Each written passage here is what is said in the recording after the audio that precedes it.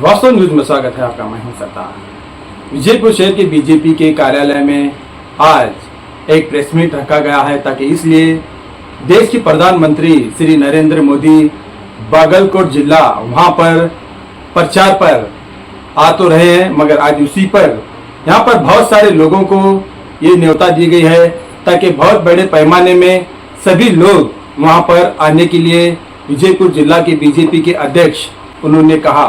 अब तो वहां पर फिर से एक प्रेस मीट में राजू आलगुर जो कांग्रेस से यहाँ पर चुनाव के लिए जो लड़ रहे हैं, अपने सभी साथी और सभी कार्यकर्ताओं को कांग्रेस के लेकर लड़ रहे हैं और यहाँ पर उन पर एक आरोप हो रहा है ताकि ऐसी कौन सी साजिश रच गई है जो यहाँ पर प्रेस मीट रखा गया है। अब यहाँ पर बहुत सारे यहाँ पर आरोप ये हो रहे हैं, आने से पहले ही अब यहाँ पर चिंताजनक को जनता को ये हो रहा है ताकि आने के बाद क्या हो जाएगा, ताकि राजू आलगू ने ऐसी क्या जो तीर छोड़ दी आज प्रेस मीट में जो यहाँ पर खुलासा कर रहे हैं, ताकि यहाँ पर ये कह रहे हैं अब तो बहुत सारे बीजेपी के कार्यकर्ता दलित समुदाय के लोग हैं और उन्होंने रात दिन बीजेपी का प्रचार कर रहे हैं और बड़ी बहुमत से रमेश जिगजिंगी को चुनाव में जीत लाने की यहाँ पर कह रहे हैं। और दूसरी बात आरोप ये कह रहे हैं ताकि कुछ लोग दलित लोगों का अब अट्रैसिटी शुरू हो जाएगा। अब ना जाने ऐसे कहीं मुद्दे लेकर प्रेस मीट रखा गया है। आप उन्हीं की जुबान से सुनाएंगे, देखेंगे एक रिपोर्ट में।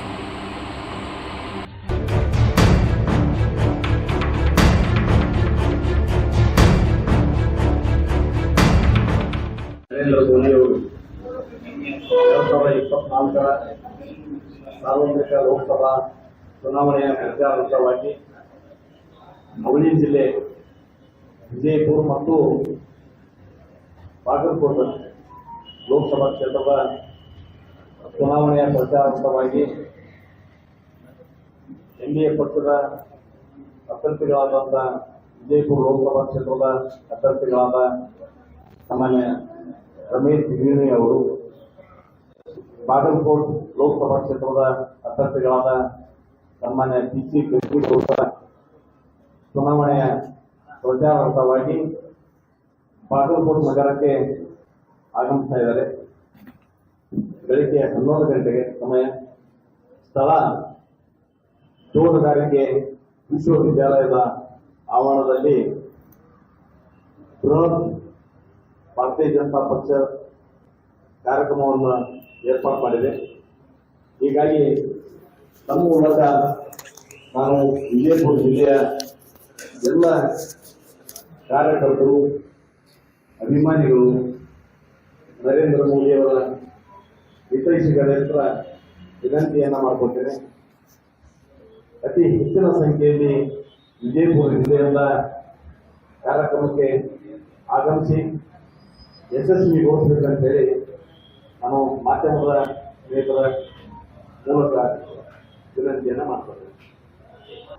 ಚುನಾವಣೆಯ ಕಾವು ಏನಿದೆ, ಇವತ್ತು ಈ ವಿಜಯಪುರ ಜಿಲ್ಲೆಯಲ್ಲಿ ಪ್ರವಾಸ ಹಮ್ಮಿಕೊಳ್ಳುವಂತಹ ಸಂದರ್ಭದಲ್ಲಿ ಎಲ್ಲ ಕಡೆ ಮತದಾರರ ಒಂದು ಉತ್ತಮ ಪ್ರತಿಕ್ರಿಯೆ. ನಿನ್ನೆ ದಿವಸ ಸನ್ಮಾನ್ಯ ಮಾಜಿ ಮುಖ್ಯಮಂತ್ರಿಗಳಾದಂಥ BS ಯಡಿಯೂರಪ್ಪ ಅವರು ಮುಖ್ಯಮಂತ್ರಿ ಬಂದಂಥ ಸಂದರ್ಭದಲ್ಲಿ ಶುರು ಬಿಸಿಲಿನಲ್ಲಿ ಮಧ್ಯಾಹ್ನ 1 ಗಂಟೆ 2 ಗಂಟೆ ಸಂದರ್ಭದಲ್ಲಿ ಆ ಬಿಸಿಲಿನ ತಾಪ ಲೆಕ್ಕಿಸದೆ ಜನರ ಪಾಲ್ಗೊಳ್ಳಿಕೆ ಮತ್ತು ಅವರ ಉತ್ಸಾಹ ನೋಡಿದಾಗ ನಿಜಕ್ಕೂ ನಮ್ಗೆ ಬಹಳ ಸಂತೋಷ ಅನಿಸುತ್ತೆ. ಎಲ್ಲಿ ಹೋದ್ರು ಕೂಡ ಮತದಾರರು ನರೇಂದ್ರ ಮೋದಿ ಅವ್ರನ್ನ ಮತ್ತೊಮ್ಮೆ ಪ್ರಧಾನಮಂತ್ರಿಯನ್ನಾಗಿ ಮಾಡಬೇಕು. ಇಡೀ ಭಾರತ ಇವತ್ತು ಅಭಿವೃದ್ಧಿ ಹೊಂದಿರತಕ್ಕಂಥ ರಾಷ್ಟ್ರ ಆಗಿದೆ. ಜಗತ್ತಿನಲ್ಲಿ ಭಾರತಕ್ಕೆ ಅತಿ ಹೆಚ್ಚು ಗೌರವ ಸಿಗ್ತಾ ಇದೆ. ಇಂತಹ ಸಂದರ್ಭದಲ್ಲಿ ನಾವು ನರೇಂದ್ರ ಮೋದಿ ಅವರನ್ನ ಕೈ ಬಲಪಡಿಸಬೇಕು. ಮತ್ತು ರಮೇಶ್ ಜಿಗಜಿಣಗಿ ಅವರು ಒಳ್ಳೆ ಸರಳ ಸಜ್ಜನ ವ್ಯಕ್ತಿ ಅದಾರ. ಹೀಗಾಗಿ ಮತ್ತೊಮ್ಮೆ ಜಿಗಜಿಣಗಿ ಅವ್ರನ್ನ ಆಯ್ಕೆ ಮಾಡೋದ್ರ ಮುಖಾಂತರ ಮತ್ತೊಮ್ಮೆ ನರೇಂದ್ರ ಮೋದಿ ಅವರನ್ನು ಪ್ರಧಾನಮಂತ್ರಿಯನ್ನಾಗಿ ಮಾಡಬೇಕಂತ ಸಂಕಲ್ಪ ಮತದಾರ ಬಂಧುಗಳು ಮಾಡಿದ ಎಲ್ಲ ಕಡೆ ಒಂದು ಉತ್ತಮ ಪ್ರತಿಕ್ರಿಯೆ ಸಿಗ್ತಾ ಇದೆ, ಉತ್ತಮ ಒಂದು ವಾತಾವರಣ ಕ್ರಿಯೇಟ್ ಆಗಿದೆ ಅಂತ ಹೇಳಿಕೆ ಸಿಗ್ತಾ ಇದೆ.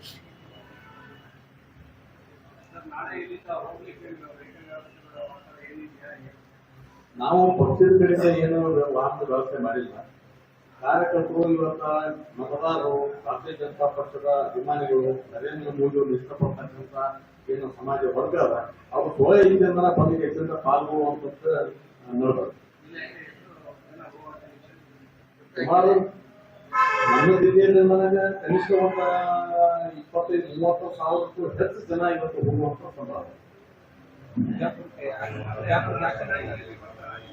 ಗೊತ್ತಾರೆ. ಇನ್ನೂ ಸಮಯ ಅದ, 5ನೇ ತಾರೀಕಿನ ಒಳಗೆ ಯಾರ್ಯಾರು ಮತ್ತೆ ನಮ್ಗೆ ಈಗ ಬಂದ ತಕ್ಷಣ ನಾವು ತಿಳಿಸ್ತೀವಿ.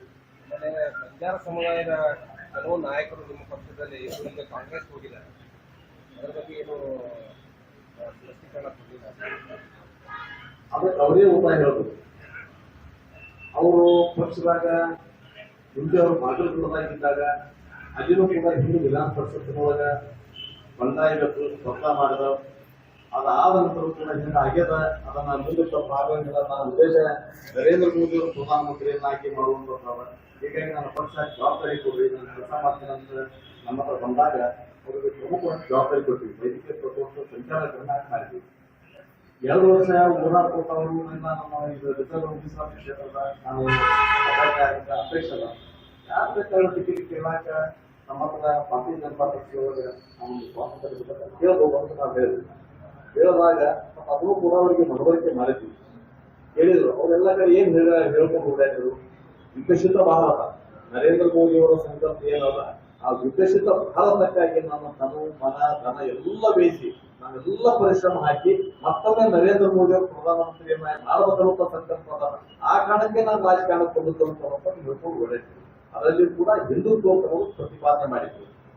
ಈಗ ಟಿಕೆಟ್ ಸಿಗಲಿಲ್ಲ ಅಂತ ಕಾರಣಕ್ಕೆ ಹಿಂದುತ್ವ ಇತ್ತು, ವಿಕಸಿತ ಭಾರತ ಇತ್ತು, ಪ್ರಧಾನಮಂತ್ರಿ ನರೇಂದ್ರ ಮೋದಿ ಅವರು ಪ್ರಧಾನಮಂತ್ರಿಯನ್ನಾಗಿ ಮಾಡಬೇಕು ಸಂಕಲ್ಪ ಎಲ್ಲ ಹೋಯ್ತು. ಈಗ ಯಾವ ಕಾರಣಕ್ಕೆ ಕಾಂಗ್ರೆಸ್ ಹೋಗಿದ್ದು ಅಂತಂದ್ರೆ ಸ್ಪಷ್ಟೀಕರಣ ಅವ್ರಿಗೂ. ಇಡೀ ಲಂಬಾಣಿ ಸಮುದಾಯ ಇವತ್ತು ಭಾರತೀಯ ಜನತಾ ಪಕ್ಷದ ಪರವಾಗ್ಯದ. ಇಡೀ ಲಂಬಾಣಿ ಸಮುದಾಯ ನಮ್ಮ ಎಲ್ಲ ನಾಯಕರ ಹೋಗೋದೆಲ್ಲ ಅವರು ಆತ್ಮೀಯವಾಗಿ ಅವರೇ ಸಮುದಾಯಕ್ಕೆ ಬರಬೇಕು, ಸ್ವಾಗತ ಮಾಡಲಿಕ್ಕೆ. ಕಾರಣ ಭಾರತೀಯ ಜನತಾ ಪಕ್ಷದ ಸರ್ಕಾರ ಇದ್ದಂತ ಸಂದರ್ಭದಲ್ಲಿ ಬಂಜಾರ ನಿಗಮವನ್ನ ಮಾಡಿರ್ತಕ್ಕಂಥದ್ದಿರ್ಬೋದು, ಕಂದಾಯ ಗ್ರಾಮವನ್ನ ಮಾಡಿದ್ದಾಗಿರ್ಬೋದು. ಇವತ್ತು ಕಾಂಗ್ರೆಸ್ ಒಂದು ಲೋಕಸಭಾ ಚುನಾವಣೆ ಟಿಕೆಟ್ ಸಿಕ್ಕ ಕೊಟ್ಟಿಲ್ಲ. ಹೀಗಾಗಿ ನಾವು ಉಮೇಶ್ ಜಾಧವ್ ಅವರಿಗೆ ಟಿಕೆಟ್ ಕೊಟ್ಟಿದ್ದೀವಿ. ಯಾರಾದ್ರೂ ಲೋಕಸಭಾ ಸದಸ್ಯ ಆಗಿದಾರ. ಇವತ್ತು ಹಿಂದೆ ನಮ್ಮ ಸರ್ಕಾರ ಬಂದಂತ ಸಂದರ್ಭದಲ್ಲಿ ಎಲ್ಲ ಹಂಗಾದ ಸಂದರ್ಭ 2 ಸರ್ಕಾರ ಆದಾಗ ಲಂಬಾಣಿ ಸಮುದಾಯದ ಮಂತ್ರಿ ಇರ್ತಿದ್ರು. ಇವತ್ತು ಕಾಂಗ್ರೆಸ್ ಸರ್ಕಾರದ ಒಂದು ಮಂತ್ರಿ ಕೂಡ ಇಲ್ಲ, ಲೋಕಸಭಾ ಮಾಡಿ ಟಿಕೆಟ್ ಕೊಟ್ಟಿಲ್ಲ. ಯಾವ ನೈತಿಕತೆ ಇರಲ್ಲಪ್ಪ. ಇದನ್ನ ಲಂಬಾಣಿ ಸಮುದಾಯದವರ ಪ್ರಶ್ನೆ ಮಾಡಾಕತ್ತಾರೆ. ಹೀಗಾಗಿ ಈ ಲಂಬಾಣಿ ಸಮುದಾಯ ಭಾರತೀಯ ಜನತಾ ಪಕ್ಷದ ಪರವಾಗಿ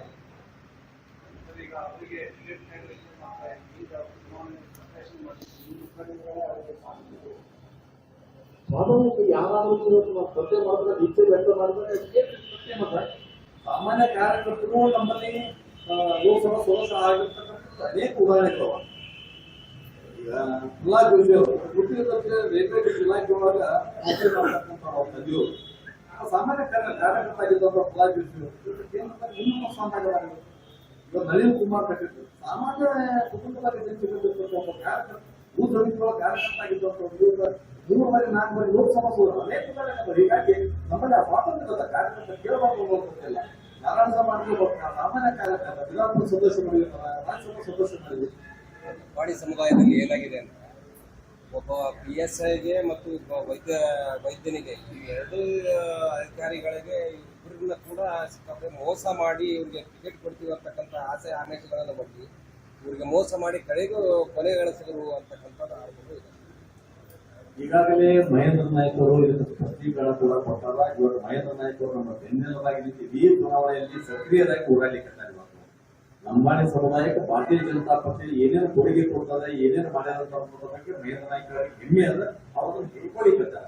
ಮಹೇಂದ್ರ ನಾಯ್ಕ ಅವರು ತಕ್ಷಣ ಅವರು ರಾಜೀನಾಮೆ ಕೊಟ್ಟ ಪಕ್ಷದವರು ನನ್ನ ಕೆಲಸ ಕೂಡ ಮಾಡ್ತೀನಿ, ನಾನು ಜವಾಬ್ದಾರಿ ತಗೊಳ್ಬೇಕು ಅಂತ ಕೇಳಿದ್ರೆ ಇವತ್ತು ನಮ್ಮ ಪಕ್ಷದವರು ಜಿಲ್ಲಾ ಉಪಾಧ್ಯಕ್ಷ ಸ್ಥಾನ ಕೊಟ್ಟು ಅತ್ಯಂತ ಗೌರವದಿಂದ ನಾವು ನಡೆಸ್ಕೊಂಡಿದ್ವಿ.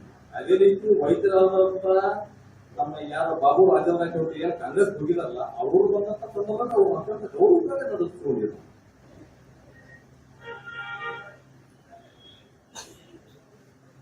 ಈ ಜಿಲ್ಲೆ ಒಳಗೆ ಎಲ್ಲ ಕಡೆ ಇವತ್ತು ಪಂಜಾಬ್ ಸಮುದಾಯದ ತಾಂಡದ ಒಳಗೆ ಕಾರ್ಯಕ್ರಮಗಳಾಗ್ತಾ ಇದ್ದಾವೆ. ಇವತ್ತು ಇಡೀ ಸಮುದಾಯ ಪಾಲ್ಗೊಳ್ಳುವಿಕೆ ಆ ಕೆಲವು ಉತ್ಸಾಹವಾದ ನಾವು ಸಂತೋಷದಿಂದ ಇಡೀ ಸಮುದಾಯ ಇವತ್ತು ಭಾರತೀಯ ಜನತಾ ಪಕ್ಷದ ಪರವಾಗಿ.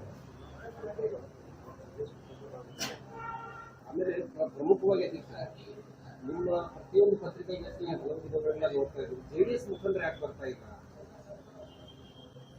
ಇವತ್ತು ಜೆಡಿಎಸ್ ಮುಖಂಡರು ಕೂಡ ಎಲ್ಲ ಕಡೆ ಇವತ್ತು ಪ್ರಚಾರದಲ್ಲಿ ಪಾಲ್ಗೊಳ್ಳಾಕತ್ತಾರ, ಎಲ್ಲ ಕಡೆ ಪ್ರಚಾರ ಮಾಡಾಕತ್ತಾರೆ. ಇವತ್ತು ಅವರು ಇವತ್ತು ಪ್ರಮುಖವಾಗಿ ನಾವು ಹಿಂದೆ ನಾವು ನಾಮಪತ್ರ ಸಲ್ಲಿಕೆ ಒಳಗೆ ಅವರು ಬಂದಾರ, ಸಭೆಗಳನ್ನು ಮಾಡಿದ್ದೀವಿ ಎಲ್ಲ ಕಡೆ. ನಾಳೆ ಪ್ರಧಾನಮಂತ್ರಿಗಳ ಕಾರ್ಯಕ್ರಮಕ್ಕೆ ಆಹ್ವಾನ ಕೊಟ್ಟಿದ್ವಿ, ನಾಳೆ ಅಲ್ಲಿನೂ ಬರ್ತಾ ಇದ್ದಾರೆ. ಇವತ್ತು ಅಲ್ಲಿ ಶಾಸಕರು ನಮ್ಮ ಗೋಕಾಕ ನಮ್ಮ ಸಿಸ್ಟಮ್ ಏನಲ್ಲ, ಶಾಸಕರು ಅಲ್ಲಿ ಜಿಲ್ಲಾಧ್ಯಕ್ಷರು ಕೂಡ ನಾವು ಅಲ್ಲಿ ವೇದಿಕೆಗೆ ಅವಕಾಶ ಮಾಡಿಕೊಟ್ಟಿದ್ವಿ. ಎಲ್ಲ ಪಾಲ್ಗೊಳ್ಳುವಿಕೆ ಅದು ಕೂಡ ವ್ಯತ್ಯಾಸ ಇದೆ.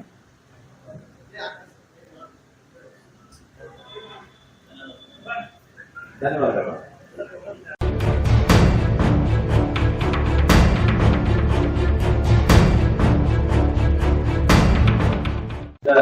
ಎಲ್ಲ ಪತ್ರಿಕಾ ಸಂಘದವರಿಗೆ ಮೋರ್ಚಾ ವತಿಯಿಂದ ಹಾರ್ದಿಕವಾದ ಸ್ವಾಗತವನ್ನ ಕೊಡ್ತಾ ಇದ್ದೀನಿ.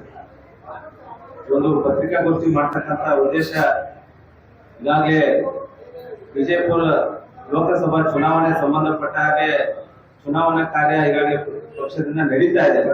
ಆದ್ರೆ ಈ ಒಂದು ವಿಜಯಪುರ ಮೀಸಲು ಲೋಕಸಭಾ ಕ್ಷೇತ್ರದ ಕಾಂಗ್ರೆಸ್ ಅಭ್ಯರ್ಥಿ ಅಂತ ಪ್ರೊಫೆಸರ್ ರಾಜು ಅಲ್ಗೂರ್ ಅವರು ಏನು ಆಯ್ಕೆ ಆಗ್ತಾರೆ ಕಾಂಗ್ರೆಸ್ ಅಭ್ಯರ್ಥಿಯಾಗಿ. ಅದಾದ ನಂತರ ಇಡೀ ಒಂದು ಜಿಲ್ಲೆಯಲ್ಲಿ ದಲಿತ ಸಂಘರ್ಷ ಸಮಿತಿ ಆಗಿರ್ಬೋದು, ಅನೇಕ ಕಾರ್ಯಕರ್ತರು ಏನಂತಂದ್ರೆ ಒಂದು ರೀತಿ ಏನಪ್ಪಾ ಅಂತಂದ್ರೆ ತಾಂಡವನ್ನು ತೀರಿ ಜಿಲ್ಲೆ ಆಗ್ತದಂತಕ್ಕಂಥದ್ದು ಏನಂತ ಹೇಳಿದ್ರೆ ಬಹುತೇಕ ಭಾರತೀಯ ಜನತಾ ಪಾರ್ಟಿ ಈ ರೀತಿ ದಲಿತ ಸಂಘರ್ಷ ಸಮಿತಿಯವರು ಏನು ಈ ರೀತಿ ಮಾಡ್ತಕ್ಕಂಥ ಚಟುವಟಿಕೆ ಅದನ್ನ ಏನಪ್ಪಾ ಅಂತಂದ್ರೆ ಭಾರತೀಯ ಜನತಾ ಪಾರ್ಟಿ ತೀವ್ರವಾಗಿ ವಿರೋಧ ಮಾಡ್ತಕ್ಕಂಥ ಕೆಲಸ ಮಾಡ್ತಾರೆ. ಯಾಕಂದ್ರೆ ನಾವು ನೋಡ್ತಾ ಇದೀವಿ, ಮೊನ್ನೆ ಅಂಬೇಡ್ಕರ್ ಅವರ ಜಯಂತಿ ಕಾರ್ಯಕ್ರಮದಲ್ಲಿ ಏನಪ್ಪಾ ಅಂತಂದ್ರೆ ಪಕ್ಷದ ಕಾರ್ಯಕರ್ತರು ಏನಪ್ಪಾ ಅಂತಂದ್ರೆ ಬಾಬಾ ಸಾಹೇಬ್ ಅಂಬೇಡ್ಕರ್ ಅವರ ಜಯಂತಿ ಕಾರ್ಯಕ್ರಮಕ್ಕೆ ಬರುವಂತ ಸಂದರ್ಭದಲ್ಲೂ ಅಲ್ಲಿ ಏನಪ್ಪಾ ಒಂದು ರೀತಿಯ ಬೇರೆ ಬೇರೆ ಚಟುವಟಿಕೆ ಮಾಡ್ತಕ್ಕಂಥದ್ದು ನಮ್ಮ ವಿರೋಧ ಘೋಷಣೆ ಆಗ್ತಕ್ಕಂಥದ್ದು ನಾವು ನೋಡಿದ್ವಿ ಅಂತ. ಅದೇ ರೀತಿ ಮೊನ್ನೆ ಶಿಕ್ಷಕರ ಉದಾಹರಣೆಗೆ ನಾನು ಹೇಳ್ತಾ ಇದ್ದೀನಿ, ಕಾಶಿನಾಥ್ ಅಂತಕ್ಕಂಥವ್ರು ಮತ್ತೆ ಇನ್ನೊಬ್ರು ಏನಪ್ಪಾ ಅಂತಂದ್ರೆ ಕಟ್ಟಿ ಅಂತಕ್ಕಂಥ ಇಬ್ಬರು ಶಿಕ್ಷಕರನ್ನ ಏನಂತಂದ್ರೆ ಅವ್ರನ್ನ ಅಮಾನತ್ ಮಾಡ್ತಕ್ಕಂಥ ಕೆಲಸ ಇವತ್ತೇನಪ್ಪಾ ಅಂತಂದ್ರೆ ಮಾಡ್ತಾ ಇದ್ದಾರೆ. ಈ ರಾಜ್ಯದಲ್ಲಿ ಏನಾದ್ರು ಆ ರೀತಿ ಚುನಾವಣೆ ಸಂಬಂಧಪಟ್ಟಾಗ ಏನಾದ್ರು ಅಕ್ರಮಗಳು ಏನಾದ್ರು ಕಂಡು ಬಂದ್ರೆ ಅಥವಾ ಸರ್ಕಾರಿ ನೌಕರಿ ಏನಾದ್ರು ಆ ರೀತಿ ದುರ್ಬಳಕೆ ಬಂದ್ರೆ ಅದನ್ನ ನಡೆಸಲಿಕ್ಕೆ ಏನಂತಂದ್ರೆ ಚುನಾವಣಾ ಆಯೋಗ ಇರುತ್ತೆ. ಆದ್ರೆ DSS ಅಂತಕ್ಕಂಥದ್ದು ಏನಪ್ಪಾ ಅಂದ್ರೆ ಇಡೀ ಒಂದು ಕಾಂಗ್ರೆಸ್ ಅಭ್ಯರ್ಥಿ ಯಾವಾಗ ಘೋಷಣೆ ಅದಾದ ಕಾರಣ ಇಡೀ ಜಿಲ್ಲೆಯಲ್ಲಿ ಸಕ್ರಿಯವಾಗಿ ಓಡಾಡ್ತಾ ಇದೆ. ಇದರಿಂದ ಕಳೆದ 2 ಚುನಾವಣೆ ನೋಡ್ತಾ ಇದೀವಿ, ಬಹುತೇಕ ಅವ್ರು ಯಾವುದೇ ಆಕ್ಟಿವಿಟೀಸ್ ಇರ್ಲಿಲ್ಲ. ಆದ್ರೆ ಈ ಒಂದು ಕಾಂಗ್ರೆಸ್ ಅಭ್ಯರ್ಥಿ ಯಾವಾಗ ಘೋಷಣೆ ಆಗ್ತದೆ ಅದಾದ ನಂತರ ಇರ್ತದೆ ಇಡೀ ಜಿಲ್ಲೆಯಲ್ಲಿ ಅವ್ರ ಉಪಟಳ ಜಾಸ್ತಿ ಆಗ್ತಾ ಇದೆ. ಬಹುತೇಕ ಈ ರೀತಿಯ ಒಂದು ಚಟುವಟಿಕೆ ಏನಂತಂದ್ರೆ ಒಂದು ರೀತಿಯ ಮೇಲ್ವರ್ಗದ ಜನರಲ್ಲಿ ಒಂದು ರೀತಿ ಭಯದ ವಾತಾವರಣ ಸೃಷ್ಟಿ ಮಾಡ್ತಾರೆ ಅಂತಕ್ಕಂಥದ್ದು ಆಗುತ್ತಾರೆ. ಹಾಗಾಗಿ ನಾವು ಪ್ರಶ್ನೆ ಮಾಡ್ತಾ ಇದ್ದೀವಿ, ಪ್ರಶ್ನೆ ಅಂತಂದ್ರೆ ಬಹುತೇಕ ಈ ರೀತಿಯ ಒಂದು ಆಕ್ಟಿವಿಟೀಸ್ ಏನಂತಂದ್ರೆ ಬಹುತೇಕ ಮತದಾರರು ಇನ್ನು ಚುನಾವಣೆಯಲ್ಲಿ ಅವ್ರು ಆಯ್ಕೆ ಆಗಿಲ್ಲ. ಆದ್ರೆ ಶುರುವಾತದಲ್ಲಿ ಪ್ರಾರಂಭದಲ್ಲಿ ಈ ರೀತಿ ಒಂದು ದೌರ್ಜನ್ಯ ಮೇಲ್ವರ್ಗದ ಮೇಲೆ ಆಗ್ತಿರ್ತಕ್ಕಂಥ ಚಟುವಟಿಕೆ ನೋಡಿದ್ರೆ ಸಹಜವಾಗಿ ಏನಪ್ಪಾ ಅಂತಂದ್ರೆ ಸರ್ಕಾರಿ ನೌಕರರ ಮೇಲೆ ಏನಪ್ಪಾ ಅಂದ್ರೆ ಒಂದು ರೀತಿ ಏನಂತಂದ್ರೆ ಏನಪ್ಪಾ ನಾವು ಎಲ್ಲರೂ ಗುರುತಿಸ್ಕೊಂಡ್ರೆ ಏನಾಗುತ್ತಿರ್ತಕ್ಕಂಥ ಸ್ಥಿತಿಯನ್ನ ನಿರ್ಮಾಣ ಮಾಡ್ತಕ್ಕಂಥ ಕೆಲಸ ಇವತ್ತು ದಲಿತ ಸಂಘರ್ಷ ಸಮಿತಿಯವರು ಮಾಡ್ತಾ ಇದ್ದಾರೆ. ದಲಿತ ಸಂಘರ್ಷ ಸಮಿತಿಯ ಬಗ್ಗೆ ನಮ್ಗೆ ಗೌರವ ಇಲ್ಲ, ಬಗ್ಗೆ ಪ್ರಶ್ನೆ ಇಲ್ಲ. ಆದ್ರೆ ಈ ರೀತಿ ಒಂದು ಭಯದ ವಾತಾವರಣ ಸೃಷ್ಟಿ ಮಾಡ್ತಾರಂತಕ್ಕಂಥದ್ದು ಇದೆಲ್ಲ ಅದನ್ನ ಏನಪ್ಪಾ ಅಂತಂದ್ರೆ ಒಂದು ರೀತಿ ಬರುವಂತ ಚುನಾವಣೆ ಈಗ ಮತದಾರ 7ನೇ ತಾರೀಕು ಮತದಾನ ಸಮಯ ಇದೆ. ಹೀಗಾಗಿ ಒಂದು ರೀತಿ ಒಂದು ವಾತಾವರಣ ಸೃಷ್ಟಿ ಮಾಡ್ತಾ ಇದ್ರೆ ಅದನ್ನ ನಾವು ತೀವ್ರವಾಗಿ ಖಂಡನೆ ಮಾಡ್ತಾ ಇದ್ದೀವಿ. ಹೀಗಾಗಿ ಕೇವಲ ಕಾಂಗ್ರೆಸ್ ಅಂತ ಹೇಳಿದ್ರೆ ಯಾವ್ದೊಂದು ರೈಟ್ ಕಮ್ಯುನಿಟಿ ಅಂತಕ್ಕಂಥದ್ದಲ್ಲ, ಇಡೀ ರಾಜ್ಯದಲ್ಲಿ ಇರ್ತಕ್ಕಂಥ ಎಲ್ಲಾ ಸಮುದಾಯ ಏನಪ್ಪಾ ಅಂದ್ರೆ ಇವರು ಭಾರತೀಯ ಜನತಾ ಪಾರ್ಟಿಯನ್ನ ಬೆಂಬಲಿಸ್ತಾ ಇದ್ದಾರೆ. ಹೀಗಾಗಿ ಕೇವಲ ಒಂದು ಪಕ್ಷಕ್ಕೆ ಇರ್ತಕ್ಕಂಥ ಒಂದು ಯಾವುದೋ ಒಂದು ಜಾತಿಗೆ ಸೀಮಿತ ಮಾಡ್ತಕ್ಕಂಥ ಕೆಲಸವನ್ನ ಕಾಂಗ್ರೆಸ್ ಅವರು ಬಿಡಬೇಕು ಅಂತಕ್ಕಂಥದ್ದು ಇದೆ. ಹೀಗಾಗಿ ಒಂದು ಪ್ರೆಸ್ಪೆಕ್ಟ್ ಮಾಡ್ತಕ್ಕಂಥ ಉದ್ದೇಶ ಏನಂತಂದ್ರೆ ಈ ಒಂದು ಯಾರು ಈ ರೀತಿ ಇರ್ತಕ್ಕಂಥ ಸರ್ಕಾರಿ ನೌಕರರ ಮೇಲೆ ಏನಪ್ಪಾ ಅಂತಂದ್ರೆ ದಲಿತ ಸಂಘರ್ಷ ಸಮಿತಿಯವರು ಏನಪ್ಪಾ ಅಂತಂದ್ರೆ ಅವ್ರ ಮೇಲೆ ಕ್ರಮ ಕೈಗೊಳ್ಳಿದೆ. ಹೀಗಾಗಿ ಏನಪ್ಪಾ ಅಂತಂದ್ರೆ ನೋಟಿಸ್ ಕೊಡ್ತಕ್ಕಂಥ ಕೆಲಸವನ್ನು ಮಾಡಿದ್ದಾರೆ. ಯಾವುದೇ ಕಾರಣಕ್ಕೆ ಅಂತಂದ್ರೆ ಅದನ್ನ ಮಾಡ್ಲಿಕ್ಕೆ ಚುನಾವಣಾ ಆಯೋಗ ಇರೋದ್ರಿಂದ ಈ ರೀತಿ ಒಂದು ಚಟುವಟಿಕೆಯನ್ನು ಮಾಡೋದ್ರ ಮೂಲಕ ಒಂದು ರೀತಿಯ ಚುನಾವಣೆ ಸಂದರ್ಭದಲ್ಲಿ ದಲಿತ ಸಂಘರ್ಷ ಸಮಿತಿ ಒಂದು ರೀತಿ ಭಯದ ವಾತಾವರಣ ಸೃಷ್ಟಿ ಮಾಡ್ತಾ ಇದೆ. ಹೀಗಾಗಿ ಅವ್ರ ಮೇಲೆ ಒಂದು ಕ್ರಮವನ್ನು ಕೈಗೊಳ್ಳಬೇಕು. ಯಾರು ತಪ್ಪು ಮಾಡ್ತಾರೆ ಅವ್ರ ಮೇಲೆ ಏನಪ್ಪಾ ಅಂದ್ರೆ ಚುನಾವಣಾ ಆಯೋಗ ಏನಂತಂದ್ರೆ ಅದನ್ನ ಖಂಡಿಸ್ಲಿಕ್ಕೆ ಏನಂತಂದ್ರೆ ಚುನಾವಣಾ ಆಯೋಗ ಇದೆ. ದಲಿತ ಸಂಘರ್ಷ ಸಮಿತಿ ಒಂದು ಕಾಲಘಟ್ಟದಲ್ಲಿ ಅನೇಕ ಏನಪ್ಪಾ ಅಂತಂದ್ರೆ ಅದನ್ನ ಸ್ವಾಗತ ಮಾಡ್ತಕ್ಕಂಥ ಚಟುವಟಿಕೆಯನ್ನು ಬೆಂಬಲಿಸ್ತಕ್ಕಂಥ ವಾತಾವರಣ ಇತ್ತು. ಆದ್ರೆ ಇತ್ತೀಚಿನ ದಿನಗಳಲ್ಲಿ ನಾವು ನೋಡಿದ್ರೆ ಅಂತಂದ್ರೆ ದಲಿತ ಸಂಘರ್ಷ ಸಮಿತಿ ಕಳೆದ ಈ ಒಂದು ಚುನಾವಣೆ ನಂತರ ಈ ಚುನಾವಣೆ ಅಧಿಕೃತವಾಗಿ ಘೋಷಣೆ ಆಯ್ತು, ಕಾಂಗ್ರೆಸ್ ಅಭ್ಯರ್ಥಿ ಘೋಷಣೆ ಆಯ್ತು. ಅದಾದ ನಂತರ ಏನಂತಂದ್ರೆ ದೊಡ್ಡ ಪ್ರಮಾಣದಲ್ಲಿ ಗ್ರಾಮದಲ್ಲಿ ಆಗಿರ್ಬೋದು, ಬೆಳವಣಿಗೆ ಕಡೆ ಆಗಿರ್ಬೋದು, ಒಂದು ರೀತಿ ಭಯದ ವಾತಾವರಣ ಸೃಷ್ಟಿ ಮಾಡ್ತಕ್ಕಂಥ ಕೆಲಸ ನಡೀತಾ ಇದೆ. ಎಸ್ಸಿ ಮೋರ್ಚಾ ಜಿಲ್ಲಾಧ್ಯಕ್ಷರಿಗೆ ನಾವು ಕರೆ ಕೊಡ್ತಾ ಇದ್ರಿ, ಯಾವುದೇ ಕಾರಣಕ್ಕೂ ಆ ರೀತಿ ಇರ್ತಕ್ಕಂಥ ಘಟನೆ ಆದ್ರೆ ನಮ್ಮ ಅದಕ್ಕೆ ಚುನಾವಣಾ ಆಯೋಗ ಅದನ್ನೆಲ್ಲ ನೋಡ್ತಕ್ಕಂಥ ಕೆಲಸ ಅವ್ರು ಮಾಡ್ತಾರೆ. ಯಾವುದೇ ಕಾರಣ ಆ ರೀತಿ ಆಗ್ತಕ್ಕಂಥ ಕೆಲಸವನ್ನು ಮಾಡಬಾರ್ದು. ಯಾಕಂದ್ರೆ ಪ್ರೊಫೆಸರ್ ರಾಜು ಅವರು ಈಗಾಗಲೇ ಪ್ರಾಧ್ಯಾಪಕರಾಗಿ ಕೆಲಸ ಮಾಡಿದ್ದಾರೆ. ಸರ್ಕಾರಿ ನೌಕರರ ಸ್ಥಿತಿ ಅನ್ನತಕ್ಕಂಥದ್ದು ಅರ್ಥ ಇಲ್ಲ ಅವ್ರಿಗೆ ಏನಂತ ಹೇಳ್ತಿದ್ದಾರೆ. ಹೀಗಾಗಿ ಆ ರೀತಿ ಇರ್ತಕ್ಕಂಥ ಕಠಿಣ ಕ್ರಮ ಏನಪ್ಪ ಅಂತಂದ್ರೆ DSS ನೇರವಾಗಿರಪ್ಪ ಅಂತಂದ್ರೆ ಕಾಂಗ್ರೆಸ್ ಏಜೆಂಟ್ ಆಗಿ ಕೆಲಸ ಮಾಡ್ತಕ್ಕಂಥದ್ರ ಬಿಡಬೇಕು. ಹೀಗಾಗಿ ಏನಪ್ಪಾ ಅಂತಂದ್ರೆ ಈ ರೀತಿ ಇರ್ತಕ್ಕಂಥ ವಾತಾವರಣ ಸೃಷ್ಟಿ ಮಾಡಬಹುದು ಅಂತಕ್ಕಂಥದ್ರ ಈ ಪತ್ರಿಕಾಗೋಷ್ಠಿ ಮೂಲಕ ಮಾನ್ಯ ಪತ್ರಕರ್ತರು ನಾನು ವಿನಂತಿಯನ್ನು ಮಾಡ್ತಾ ಇದ್ದೇನೆ. ಭಯದ ವಾತಾವರಣ ಅಂದ್ರೆ ಯಾವ ತರ ಕ್ಲಿಯರ್ ಆಗಿದೆ. ಭಯದ ವಾತಾವರಣ ಅಂತಂದ್ರೆ ಬಹುತೇಕ ನಾವು ಹೇಳ್ತಾ ಇದೀವಿ, ಒಂದ್ ರೀತಿ ಈಗಾಗಲೇ ಅವ್ರು ಕಂಪ್ಲೇಂಟ್ ಅನ್ನು ಕೊಟ್ಟು 2 ಶಿಕ್ಷಕರ ಮೇಲೆ ಅವ್ರ ಪ್ರಮಾಣ ಕೈಗೊಳ್ಳತಕ್ಕಂಥದ್ದು ಹೇಳ್ತಾರೆ. ಈ ರೀತಿ ಇರ್ತಕ್ಕಂಥ ಅಂದ್ರೆ ಒಬ್ರು OBC ಹಿಂದುಳಿದ ವರ್ಗದಂತ ಒಬ್ಬ ಸಾಮಾನ್ಯ ನೌಕರರ ಮೇಲೆ ಈ ರೀತಿ DSS ಅಂದ್ರೆ ಟಾರ್ಗೆಟ್ ಮಾಡ್ತಕ್ಕಂಥ ಕೆಲಸ ಮಾಡ್ತಾರೆ. ಹಿಂದುಳಿದಂತ ಬೇರೆ ಮೇಲ್ವರ್ಗದ ಶಿಕ್ಷಕರಾಗಿರ್ಬೋದು, ಸರ್ಕಾರಿ ನೌಕರರಾಗಿರ್ಬೋದು, ಈ ರೀತಿ ಇರ್ತಕ್ಕಂಥ ಏನಪ್ಪಾ ಅಂದ್ರೆ ಹೌದಪ್ಪ ನಾವ್ ಏನಾದ್ರು ಆಯ್ತಂದ್ರೆ ನಮಗೂ ಯಾವ್ದೋ ಕಾರಣಕ್ಕೆ ಏನಂತಂದ್ರೆ ರಾಜ್ಯದಲ್ಲಿ ಕಾಂಗ್ರೆಸ್ ಸರ್ಕಾರ ಇದೆ, ನಮ್ಮ ಮೇಲೆ ಏನಾದ್ರು ಆಕ್ಷನ್ ಮಾಡ್ತಕ್ಕಂಥ ಆ ರೀತಿ ಒಂದು ಏನಪ್ಪಾ ಅಂತಂದ್ರೆ ಭಯದ ವಾತಾವರಣ ಸೃಷ್ಟಿ ಮಾಡಿ ಮತದಾನದ ಏನಪ್ಪಾ ದೂರ ಮಾಡ್ತಕ್ಕಂಥ ಒಂದು ಪ್ರಯತ್ನ ಮಾಡ್ತಾರೆ ಅಂತಕ್ಕಂಥ ಒಂದೇನಪ್ಪಾ ಅಂದ್ರೆ ಸಂದೇಹ ಏನಪ್ಪಾ ಅಂದ್ರೆ ನಮ್ಗೆ ಮೂಡ್ತಾ ಇದೆ ಅಂತ ಕೇವಲ ವೋಟ್ ಬ್ಯಾಂಕ್ ಗೋಸ್ಕರ ಒಂದು ಸಮುದಾಯ ಹೋಲಿಕೆ ಮಾಡ್ತಕ್ಕಂಥ ಕೆಲಸವನ್ನ ಬಿಡಬೇಕು ಅಂತಕ್ಕಂಥದ್ದು ನನ್ನ ಆಗ್ರಹ. ಆ ಶಿಕ್ಷಕರ ಮೇಲೆ ಇರ್ತಕ್ಕಂಥ ಕಂಪ್ಲೇಂಟ್ ಅಂತಂದ್ರೆ ಬಹುತೇಕ ಚುನಾವಣೆ ಸಂದರ್ಭದಲ್ಲಿ ಸರ್ಕಾರಿ ನೌಕರ ಏನಪ್ಪಾ ಅಂದ್ರೆ ಒಂದು ಪಕ್ಷದ ಪರವಾಗಿ ಕೆಲಸ ಮಾಡುವುದು ಅಂತಕ್ಕಂಥದ್ರ ನಮ್ಗೆಲ್ಲ ಗೊತ್ತಿದೆ ಏನಂತ ಹೇಳ್ತಿಲ್ಲ.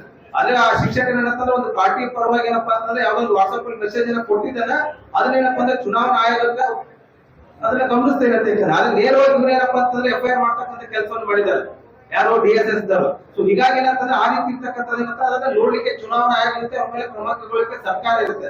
ಆದ್ರೆ DSS ನೇರವಾಗಿ ಏನಪ್ಪಾ ಅಂದ್ರೆ ಅವ್ರ ಮೇಲೆ FIR ಮಾಡ್ತಕ್ಕಂಥ ಕ್ರಮವನ್ನ ನಾನು ಈ ಸಂದರ್ಭದಲ್ಲಿ ಖಂಡಿಸ್ತೀನಿ. ಸರ್ಕಾರಿ ನೌಕರರು ಯಾವುದೇ ಪಕ್ಷ ಪಾರ್ಟಿ ಆ ಲೆಕ್ಕದಲ್ಲಿ ಅವರು ಈ ಪ್ರಶ್ನೆ ನಾವು ಒಪ್ಕೊಳ್ತೀವಿ. ಯಾವ್ದಪ್ಪ ಸರ್ಕಾರಿ ನೌಕರ ಏನಪ್ಪಾ ಅಂತಂದ್ರೆ ಒಂದು ಪಕ್ಷದ ಪರವಾಗಿ ಚುನಾವಣಾ ಸಂದರ್ಭದಲ್ಲಿ ಭಾಗಿಯಾಗ್ತಾನೋ ಅಥವಾ ಮೆಸೇಜ್ ಮಾಡ್ತಾನೆ ಅಂದ್ರೆ ಅದನ್ನ ಚುನಾವಣಾ ಆಯೋಗ ಏನಪ್ಪಾ ಅಂದ್ರೆ ಅದನ್ನ ಗಮನಿಸ್ಲಿಕ್ಕೆ ಒಂದು ಆಯೋಗ ಇರುತ್ತೆ. ಆದ್ರೆ ನೇರವಾಗಿ ಏನಪ್ಪಾ ಅಂತಂದ್ರೆ ವ್ಯಕ್ತಿಗಳನ್ನ ಟಾರ್ಗೆಟ್ ಮಾಡ್ತಕ್ಕಂಥದ್ದು, ಅವ್ರ ಮೇಲೆ FIR ಮಾಡ್ತಕ್ಕಂಥ ಕೆಲಸ ನೋಡಿದ್ರೆ ಸಹಜವಾಗಿ ಏನಪ್ಪಾ ಅಂತಂದ್ರೆ ಸರ್ಕಾರಿ ನೌಕರನ್ನ ಎದುರಿಸತಕ್ಕಂಥ ಕೆಲಸ ಇವತ್ತು DSS ಮಾಡ್ತಾ ಇರತಕ್ಕಂಥದ್ದು ಅನೇಕ ಜನರಿಗೆ ಇವತ್ತು ಏನಪ್ಪಾ ಅಂತಂದ್ರೆ ಒಂದು ರೀತಿ ಸಂಶಯ ಭಾವನೆ ನೋಡ್ತಾ ಇದೆ. ನಾವೇನಾದ್ರು ಬೇರೆ ಏನಾದ್ರು ಚಟುವಟಿಕೆ ಮಾಡಿದ್ರೆ DSS ನಮ್ಮ ಮೇಲೆ ಏನಪ್ಪಾ ಅಂತಂದ್ರೆ ಇಲ್ಲ ಸ್ಥಳದ ಆರೋಪ ಮಾಡ್ತಾ ಇರ್ತಕ್ಕಂಥ ಆ ರೀತಿ ಇರ್ತಕ್ಕಂಥ ವಾತಾವರಣ ಇವತ್ತು DSS ನವರು ಮಾಡ್ತಾ ಇರತಕ್ಕಂಥದ್ದು. ಹೀಗಾಗಿ ನಾವೇನಪ್ಪ ಅಂದ್ರೆ ಯಾವುದೇ ಕಾರಣಕ್ಕೂ ಆ ರೀತಿ ಇರ್ತಕ್ಕಂಥ ಘಟನೆಗಳು ನಡಿಬಾರತಕ್ಕಂಥದ್ದು ಏನಪ್ಪಾ ಅಂತಂದ್ರೆ ಚುನಾವಣೆ ಆಗ್ತಕ್ಕಂಥದ್ದು ಯಾವುದೇ ಕಾರಣಕ್ಕೂ ಒಬ್ಬ ಸರ್ಕಾರಿ ನೌಕರ ಈ ರೀತಿ ಚುನಾವಣೆ ಸಂದರ್ಭದಲ್ಲಿ ಪಕ್ಷದ ಪರವಾಗಿ ಪೋಸ್ಟ್ ಮಾಡ್ತಕ್ಕಂಥದ್ದಾಗಿರ್ಬೋದು, ಪಕ್ಷದ ಪರವಾಗಿ ಹೇಳಿಕೆ ಕೊಡ್ತಕ್ಕಂಥದ್ದು ನಾವು ಇದನ್ನ ತೀವ್ರವಾಗಿ ಖಂಡಿಸ್ತೀವಿ, ಇದ್ರ ಬಗ್ಗೆ ಪ್ರಶ್ನೆ ಇಲ್ಲ. ಆದ್ರೆ ಒಂದು ದಲಿತ ಸಂಘರ್ಷ ಸಮಿತಿಯವರು ವೈಯಕ್ತಿಕವಾಗಿ ಏನಪ್ಪಾ ಅಂತಂದ್ರೆ ಆ ಸರ್ಕಾರಿ ನೌಕರ ಮೇಲೆ FIR ಮಾಡ್ತಕ್ಕಂಥ ಕೆಲಸ ಯಾಕೆ ಮಾಡ್ತಾ ಇದ್ದಾರೆ? ಇವ್ರು ಹಿಂದೆ ಚುನಾವಣೆ ಸಂದರ್ಭದಲ್ಲಿ ಹಿಂದೆ ಕಾಂಗ್ರೆಸ್ ಅಭ್ಯರ್ಥಿ ಆಗಿತ್ತು ಲೋಕಸಭಾ ಚುನಾವಣೆಯಲ್ಲಿ, ಯಾಕೆ ಅವರು ಆ ರೀತಿ ಸಕ್ರಿಯವಾಗಿ ಭಾಗವಹಿಸಲಿಲ್ಲ? ದಲಿತ ಸಂಘರ್ಷ ಸಮಿತಿಯವರು ಯಾಕೆ ಇದೇ ಚುನಾವಣೆಯಲ್ಲಿ ಇಷ್ಟೊಂದು ಸಕ್ರಿಯವಾಗಿ ಓಡಾಡ್ತಾ ಇರತಕ್ಕಂಥದನ್ನ ನಾವು ಗಮನಿಸಬೇಕೇನಂತ. ಬಹಿರಂಗವಾಗಿ ಕಾಂಗ್ರೆಸ್ ಪಕ್ಷಕ್ಕೆ ದಲಿತ ಸಂಘರ್ಷ ಸಮಿತಿಯವರು ಬೆಂಬಲವನ್ನು ಸೂಚಿಸಿದ್ದಾರೆ. ಆ ನಿಟ್ಟಿನಲ್ಲಿ ಈಗ ಶಿಕ್ಷಕರ ಮೇಲೆ FIR ಅವರು ಮಾಡಿಸಿದ್ದಾರೆ, ಒಂದು ಪಕ್ಷಕ್ಕೆ ಬೆಂಬಲವಾಗಿ ನಿಂತ್ಕೊಂಡಿದ್ದಾರೆ. ಅದೆಲ್ಲ ಗೌಪ್ಯವಾಗಿರ್ತಕ್ಕಂಥದ್ದು ಏನಿಲ್ಲ. ಆದ್ರೆ ಆ ಶಿಕ್ಷಕರನ್ನ FIR ಆದರೂ ಕೂಡ ಅದನ್ನು ನೀವು ಹೇಗೆ ನೀವು ಸಮರ್ಥಿಸ್ಕೊಳ್ತಾ ಇದ್ದೀರ?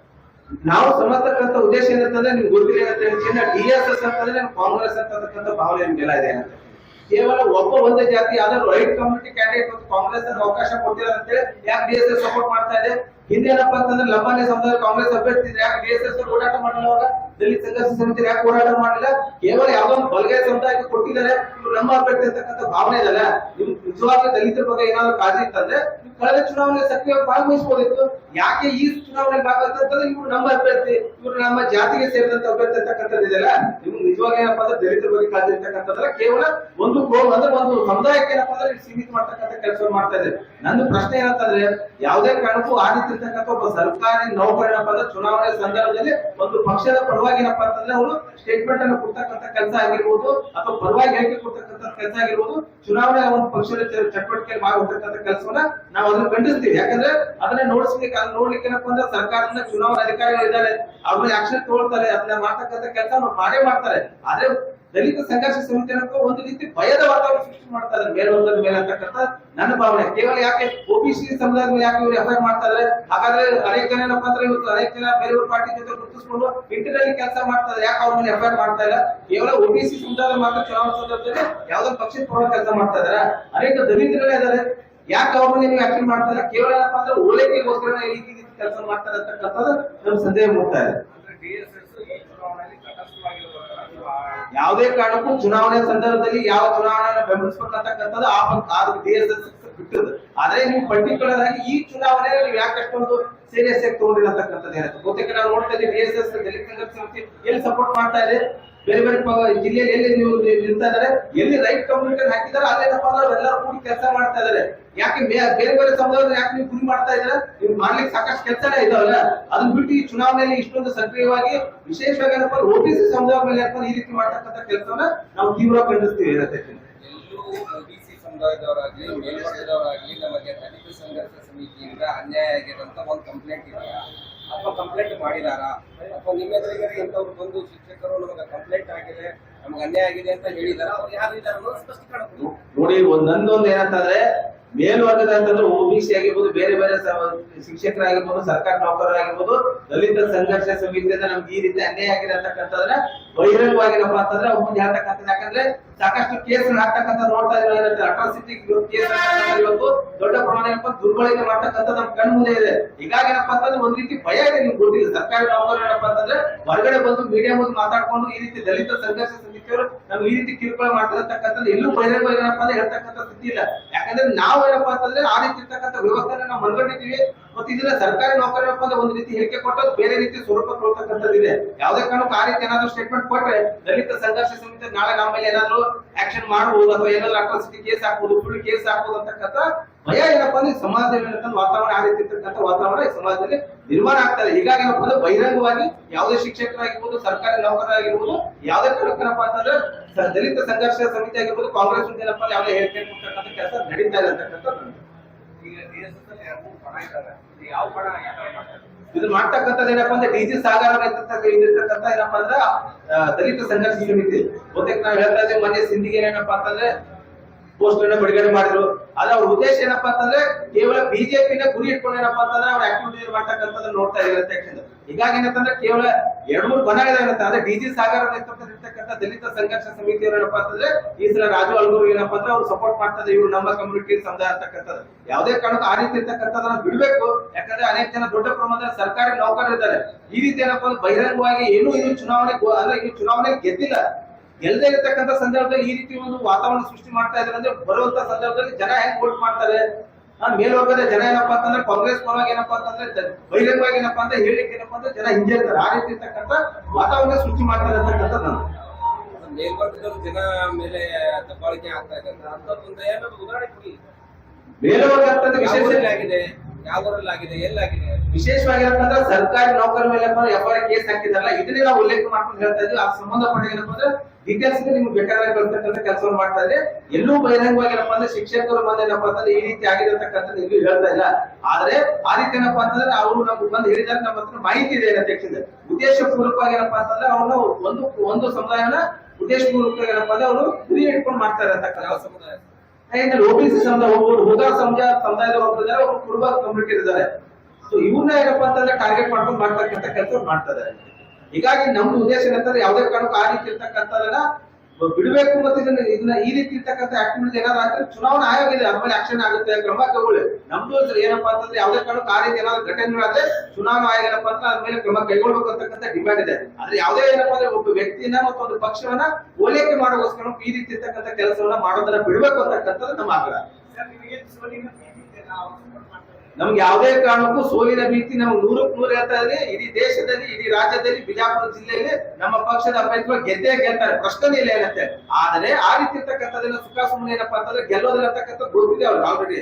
ಯಾಕೆ ಸುಮ್ಮನೆ ಏನಪ್ಪಾ ಅಂತಂದ್ರೆ ಆ ರೀತಿ ಇರ್ತಕ್ಕಂಥ ಕಂಪ್ಲೇಂಟ್ ಅನ್ನು ಮಾಡ್ತಾ ಇದಾರೆ, ಜನ ಅದನ್ನ ನೋಡ್ತಾ ಇದಾರೆ ಏನಂತ ಹೇಳಿ. ಈ ದೇಶದಲ್ಲಿ, ರಾಜ್ಯದಲ್ಲಿ, ಜಿಲ್ಲೆಯಲ್ಲಿ ಯಾರು ಗೆಲ್ಬೇಕು ಅಂತಕ್ಕಂಥದ್ರ ಮತ್ತು ಯಾರು ಇರ್ತಕ್ಕಂಥ ಒಳ್ಳೆ ಅಭ್ಯರ್ಥಿ ಅಂತಕ್ಕಂಥದ್ದು ಈ ರಾಜ್ಯದ ಜನ, ಜಿಲ್ಲೆ ಜನ ಈಗಾಗಲೇ ತೀರ್ಮಾನ ಮಾಡಿದ್ದಾರೆ. 7ನೇ ತಾರೀಕು ಏನಪ್ಪಾ ಅಂದ್ರೆ ಅದನ್ನ ಅಂತಿಮ ತೀರ್ಮಾನ ಮಾಡ್ತಕ್ಕಂಥ ಕೆಲಸ ಮಾಡ್ತಾರೆ. ನಿಮ್ಮ ಪಕ್ಷದಲ್ಲಿ ರೈಟ್ ಕಮ್ಯುನಿಟಿ ಅವರೇ ಕಾಣಿಸ್ತಾ ಇಲ್ಲ, ಎಲ್ಲಿದೆ? ನಮ್ಮ ಪಕ್ಷದಲ್ಲಿ ಏನಪ್ಪಾ ಅಂದ್ರೆ ನಮ್ಮ ರಾಜ್ಯ ಉಪಾಧ್ಯಕ್ಷ ಗೋಪಾಲ್ ಗಟ್ಕಾಂಬಳಿ ಅವರು ಕಾಣಿಸ್ತಾ ಇಲ್ಲ. ಇದಾರೆ ನಮ್ ಜೊತೆಗಿದ್ದಾರೆ, ಓಡಾಡ್ತಾ ಇದಾರೆ. ಎಲ್ಲ ಏನಪ್ಪಾ ಅಂದ್ರೆ ದಲಿತ ಕೇಳಿಗಳಿಗೆ ಓಡಾಡ್ತಾ ಇದಾರೆ, ನಮ್ಮ ಕರಪತ್ರ ಹಸ್ತಕ್ಕಂತ ಕೆಲಸ ಮಾಡ್ತಾ ಇದಾರೆ, ಸಣ್ಣ ಸಣ್ಣ ಕಮ್ಯುನಿಟಿಗಳು ಭೇಟಿ. ಯಾವ ರೀತಿಯಲ್ಲೂ ತೋರಿಸ್ತಾ ಇಲ್ಲ.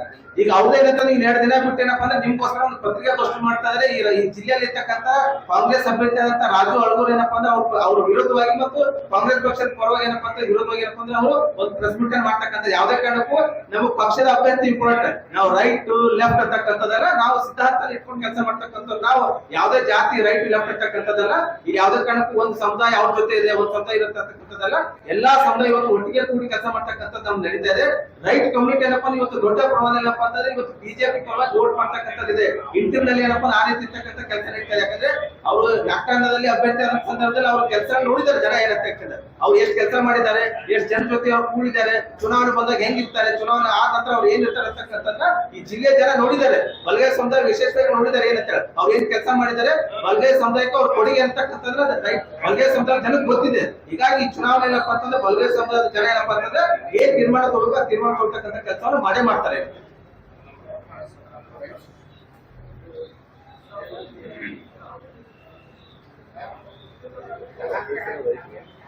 ಈ ನಾನು ಬಲ್ಗೆ ಸಮುದಾಯದಲ್ಲೇ ಮಂಜುನಾಥ್ ಕಿಸಿ ಜಿಲ್ಲಾಧ್ಯಕ್ಷರು ಬಲ್ಗೆ ಸಮುದಾಯದಲ್ಲೇ. ಬಲ್ಗೆ ಸಮುದಾಯದಲ್ಲಿ ನಮ್ಮ ಚುನಾವಣೆ ಯಾರು ಓಡಾಡ್ತಿಲ್ಲ ಅಂತಕ್ಕಂಥದ್ದಲ್ಲ. ದೊಡ್ಡ ಪ್ರಮಾಣದಲ್ಲಿ ಈ ಸಲ ಏನಪ್ಪಾ ಅಂತಂದ್ರೆ ಬಲ್ಗೆ ಸಮುದಾಯ ಚುನಾವಣೆಯಲ್ಲಿ ಸಕ್ರಿಯವಾಗಿ ಭಾಗವಹಿಸ್ತಾ ಇದ್ದಾರೆ ಗೊತ್ತಿದೆ. ಚಿದಾನಂದ ಚಲವಾದಿ ಇದ್ದಾರೆ, ನಮ್ಮ ನಾಮಕರಣ ಮಂಡಲ ಅಧ್ಯಕ್ಷರು ಬಲ್ಗೆ ಸಮುದಾಯದಲ್ಲಿದ್ದಾರೆ, ಬಹಳ ಜನ ಇದ್ದಾರೆ ಅಂತಂದ್ರೆ ಅಂದ್ರೆ ನಾವು ಆ ರೀತಿ ಇರ್ತಕ್ಕಂಥ ಜನ ಇದ್ದಾರೆ. ನಮ್ಗೇನೋ ಮೇಲ್ನೋಟಕ್ಕೆ ನಾವೆಲ್ಲೋ ಕಾಣಿಸ್ತಾ ಇಲ್ಲ ಅಂತಕ್ಕಂಥದ್ದಲ್ಲ. ಇಂಟರ್ನಲ್ ಏನಪ್ಪಾ ಅಂತಂದ್ರೆ ಅವ್ರು ಎಲ್ಲ ಕಡೆ ಹೋಗಿ ಕೆಲಸ ಮಾಡ್ತಕ್ಕಂಥ ಪ್ರಯತ್ನವನ್ನ ಮಾಡ್ತಾ ಇದ್ದಾರೆ.